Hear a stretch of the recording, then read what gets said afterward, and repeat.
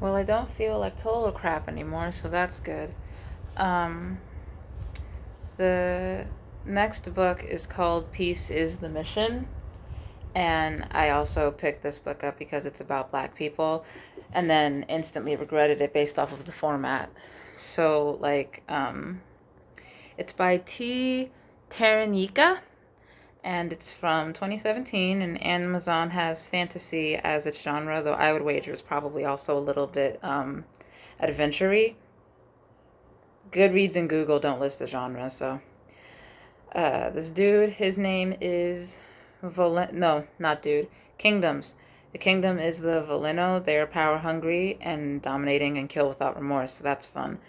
And they want to dominate the Kals, and the Kals, Kaals, freeze land over and indoctrinate all that they come across. There's also a third kingdom called the Nagual. I, they are the forgotten about third kingdom, and they want to bring peace, and they have apparently a force that is much more powerful than the other ones.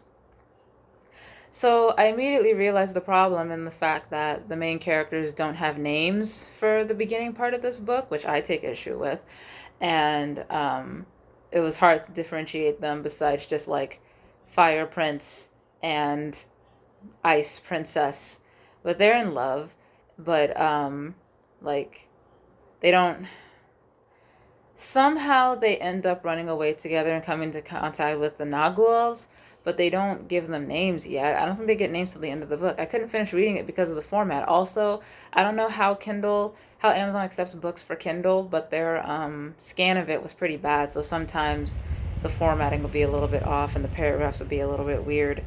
Um, yeah, I don't know. I think it was mostly just the format because the story seems fine. I also want to note that just because I'm picking up books just because they have characters of color in them does not mean that I will automatically think that the book is good. I'm doing this because usually if there's characters of color in it, for it to have not been um, completely offensive and just garbage, then it's usually written by a black person, and I want to try and support them. And yeah, I know I'm using Amazon, but also like I will right now I can't go to independent bookstores, and also like lots of people self-publish through Amazon, so I'm just reading their books. Although The Root, which was by Naman Gulber Tilahun, that I bought at a book festival, so I think that money goes straight to him. It's a good book, you should read it. But anyway, yeah, so there's also a lot of exposition in this book, and I don't particularly care for that. Overall, I was kind of just bored. Yeah. The next book is called Oddjobs. It was supposed to be humorous. I didn't like, sometimes because humor is subjective, but like jokes are not.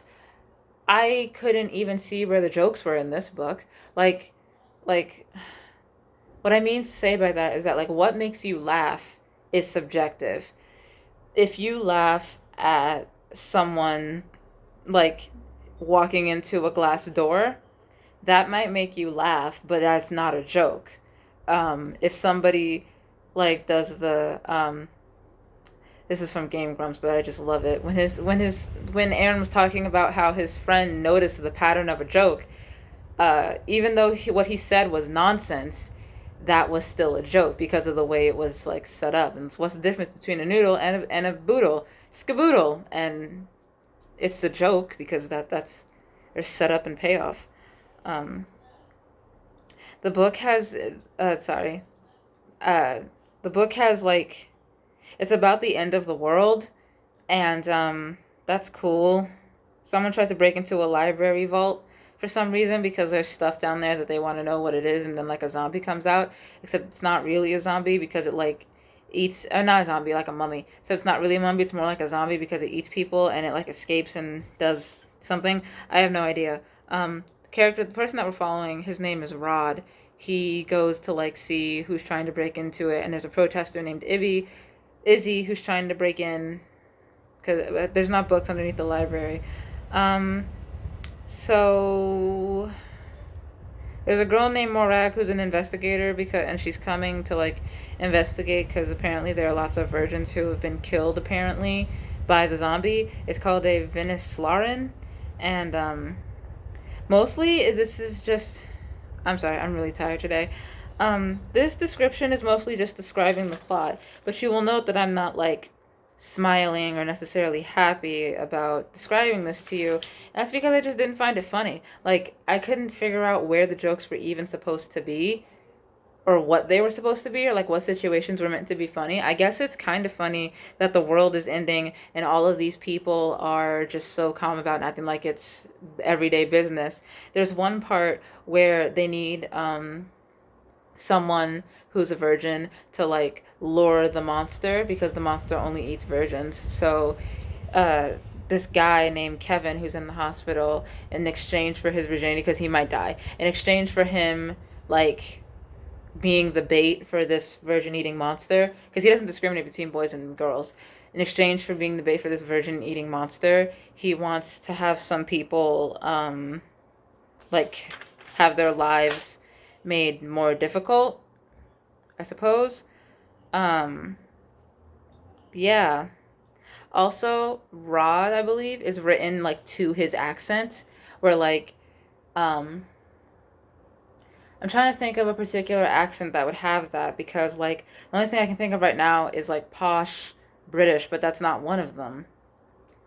Like uh if you meet a person from Liverpool, uh the way they kind of talk, there are certain uh letters that are left out, and it's really bad, I'm sorry, but they're just trying to make a point. The way I said letters, instead of saying letters, I said letters, and this writer would put like an apostrophe there instead of just writing out the word letters.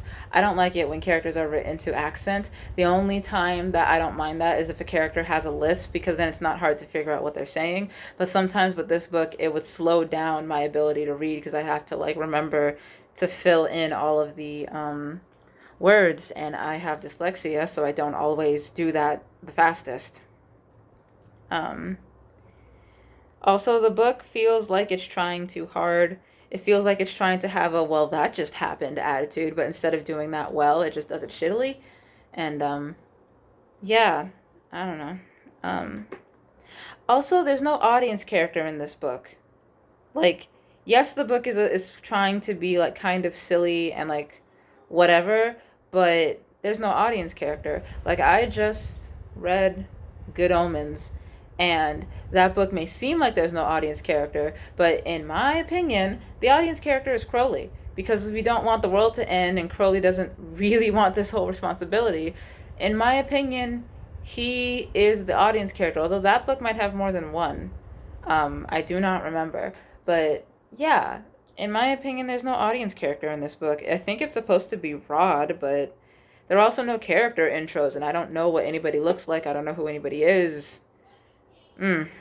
Um, like, I may not know very well what Arthur, Zaphod, Ford Perfect, and Trillian are doing in Hitchhiker's Guide to the Galaxy, but I can tell you their backstories. I also can't really tell you what they look like, but I can tell you their backstories. I can tell you how everybody ends up in the spot that we find them in the book that we're reading. So, yeah. I got two good books next, but one of them I can't do until I have my mate's attention. So yeah, we don't have that many books left to do, which is nice because then I can start reading the next books. Although most of these books are going to be 2 books per video until I get to Petticoats and Piracy, because that book, that was like the only book between like the last few of these that I actually enjoyed. So yeah.